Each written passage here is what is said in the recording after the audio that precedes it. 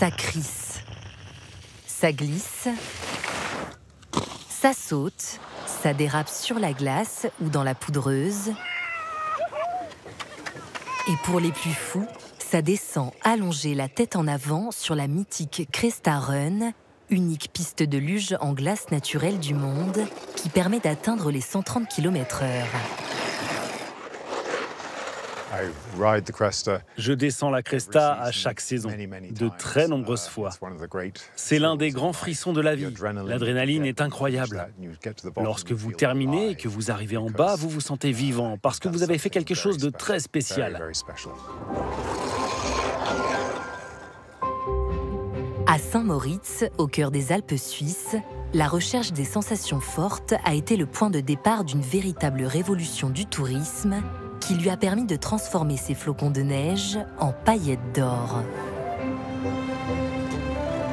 Aujourd'hui, son artère principale, parée de boutiques de luxe, a des airs de Champs-Élysées et les aristocrates anglais qui ont fait sa réputation ont peu à peu laissé leur place dans les palaces aux élites du monde entier. Mais si Saint-Moritz est devenue aussi iconique que prospère, c'est parce qu'elle reste la station qui a inventé le bobsleigh et le skeleton, aujourd'hui disciplines olympiques. Celle où des pionniers ont descendu les premières pentes enneigées pour le plaisir de la glisse.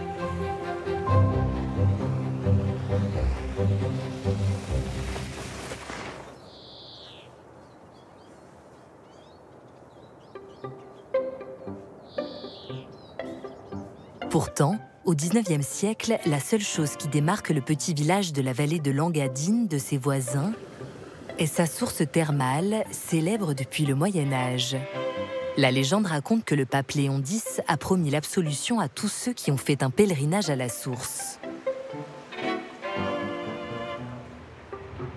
Saint-Moritz vit tranquillement grâce à la fidélité de quelques aristocrates anglais, jusqu'au jour où un homme ambitieux décide avec sa femme de reprendre une auberge. Johannes Badrout est issu d'une famille de paysans. Ils n'étaient pas très riches, mais ils avaient déjà un peu d'argent de côté.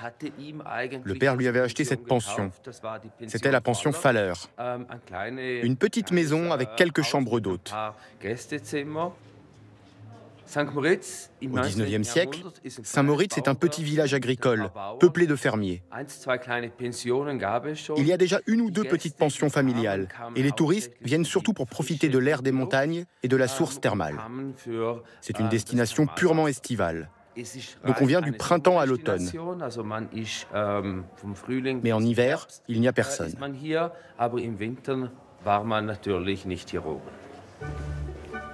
Très vite, Johannes Badrout renomme sa pension l'Engadiner Kulmotel. Il nourrit de grands rêves pour son établissement. Il a envie de s'agrandir, de luxe, d'une clientèle fortunée, mais tout ceci ne restera qu'une chimère tant que ses 12 chambres seront vides la moitié de l'année. En septembre 1864, l'aubergiste visionnaire fait une proposition audacieuse et un brin risqué à ses clients, des aristocrates anglais sur le point de rejoindre Londres. Johannes Badrout avait entendu parler de la météo en Angleterre, comme il y faisait froid et pluvieux, et que le soleil était rare. C'est de là qu'est né le fameux pari de Johannes Badrout, qui a dit aux Anglais, ici devant une cheminée, qu'ils devaient venir en hiver. Si ça vous plaît, vous pouvez rester aussi longtemps que vous voulez. Si ça ne vous plaît pas, je vous rembourserai tous les frais de voyage.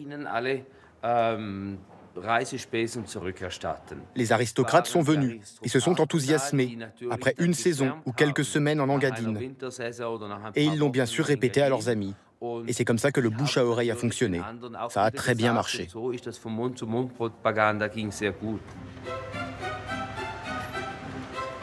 En voulant remplir ses chambres, Johannes Badrout invente le tourisme hivernal.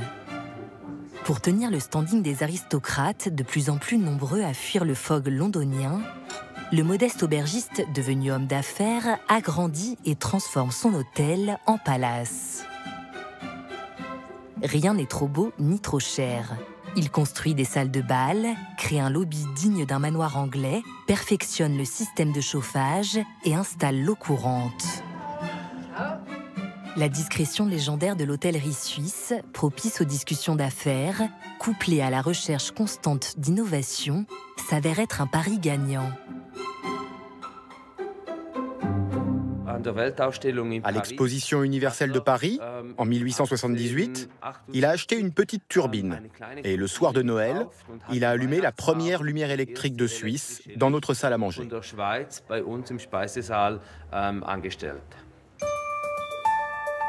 La haute société anglo-saxonne apprécie, mais s'ennuie vite à admirer les flocons de neige, un verre de brandy à la main. Et dans ce village de montagne, où il n'y a jamais eu de touristes l'hiver, les animations sont rares. Alors, elle commence par pratiquer le curling, importé d'Écosse, ou encore le patin à glace. Saint-Moritz se mue en un immense terrain de jeu.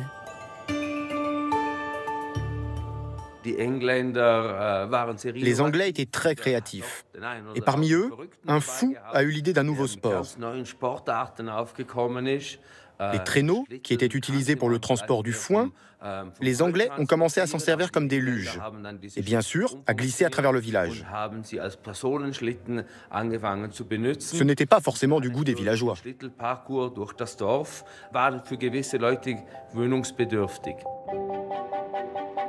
En 1884, les villageois retrouvent la tranquillité de leur rue quand la recherche d'adrénaline des touristes est canalisée par la construction de la légendaire Cresta Run. La luge passe de loisir à sport bien avant le ski.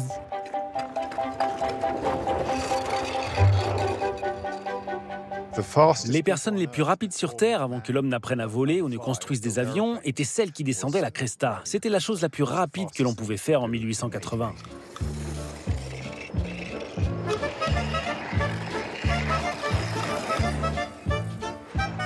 Le danger est une composante essentielle de la Cresta. Ce n'est pas un manège de fête foraine, et il faut repousser ses limites. Autour de la course se crée le très huppé Saint-Moritz Tobogganing Club. Il perpétue la tradition anglo-saxonne de mêler plaisir et compétition sportive. Chaque course s'achève par une soirée exclusive où coureurs et coureuses célèbrent leurs exploits. Pour adhérer à ce club très privé, il faut être coopté, avoir descendu la mythique piste en glace et respecter le dress code. Le code vestimentaire de la Cresta, qu'arborent la plupart de nos membres, est ce qu'on appelle la tenue traditionnelle. Elle se compose d'un pantalon à bretelles avec de longues chaussettes. Ce pull vert est un classique et de nombreuses personnes choisissent de pratiquer dans cette tenue. Et puis, évidemment, aujourd'hui, dans une ère plus moderne, les gens portent des combinaisons moulantes aérodynamiques. Donc, il y a ce que nous appelons la tenue traditionnelle, ou la tenue correcte, et l'autre, c'est, oui, les combinaisons préservatifs. Nous les appelons comme ça.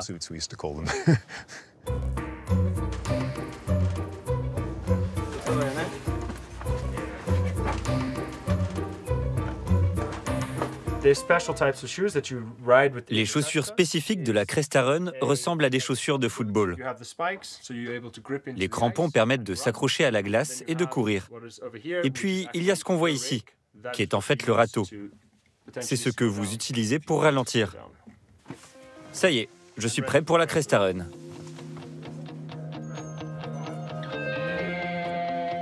La piste est dégagée et le prochain coureur est Fernando Rueda.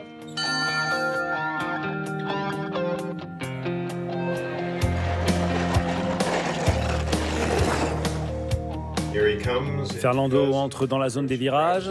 Il en sort avec un tracé parfait. Quelle élégance! Il franchit la jonction en ligne droite. L'aspiration de cette classe sociale au frisson du danger la pousse à fabriquer des bolides de plus en plus performants. D'une luge aux airs de table à repasser, on passe peu à peu à une luge en métal qui ressemble à un squelette, skeleton en anglais. La Cresta Run est à l'origine du Skeleton. La grande différence est que sur la Cresta, on peut sortir de la piste. Les virages sont construits de telle manière que si l'on perd le contrôle, si l'on va trop vite, on tombe. Ce qu'il faut faire dans la Cresta pour passer les virages, c'est déplacer son poids sur la luge. Si vous ne le faites pas, vous tombez. Et c'est là la grande différence entre la Cresta et, disons, le Skeleton.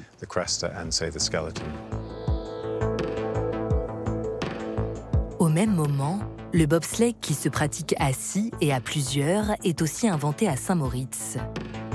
Ces sports amateurs et leurs soirées attirent les élites dans la station des Grisons.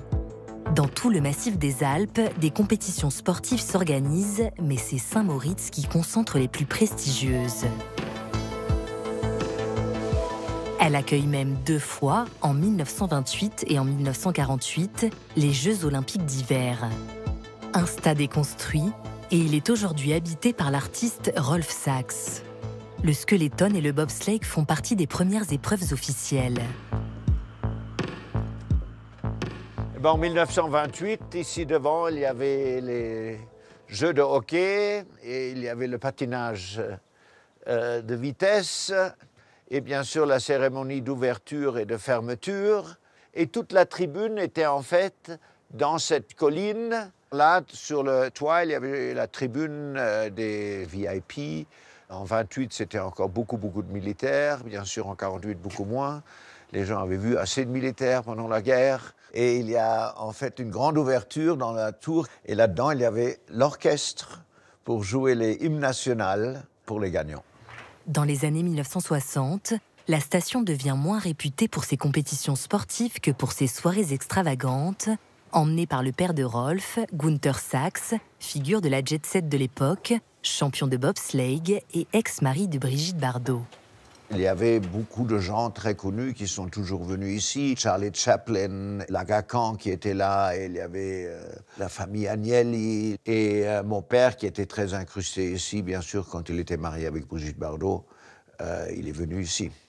Ça a toujours été un endroit où le jet-set pratiquait son sport. Maintenant, qu'est-ce que ça veut dire, jet-set? Je veux dire, oui, c'est des familles qui venaient toujours ici, avec qui on avait des amitiés oui, depuis des générations. Peu à peu, les exploits ne sont plus que des souvenirs. Le stade est laissé à l'abandon. Au début des années 2000, Rolf Sachs convainc les locaux de le laisser privatiser le lieu, seul stade olympique de Suisse. Une fois, c'est bien de sauver le bâtiment, parce qu'il aurait vraiment collapsé. Deuxièmement, bien sûr, c'est assez original, oui, de vivre dans un stade olympique. Et je l'ai aussi décoré avec toutes les choses de ce moment. Je crois que j'ai respecté l'architecture. Par exemple, la façade du Nord, qui était la façade d'origine, je l'ai gardée identique. J'ai contrôlé comment est-ce qu'on l'avait peint, dans quel ton, dans quelle couleur. J'ai tout fait des recherches pour être sûr qu'on respecte l'histoire. Aujourd'hui, face au dérèglement climatique, les hôteliers ne peuvent plus tout miser sur l'or blanc et tentent désormais de capter la clientèle estivale. Ironique pour une station qui a inventé le tourisme hivernal, forcée de retourner à ses premières amours.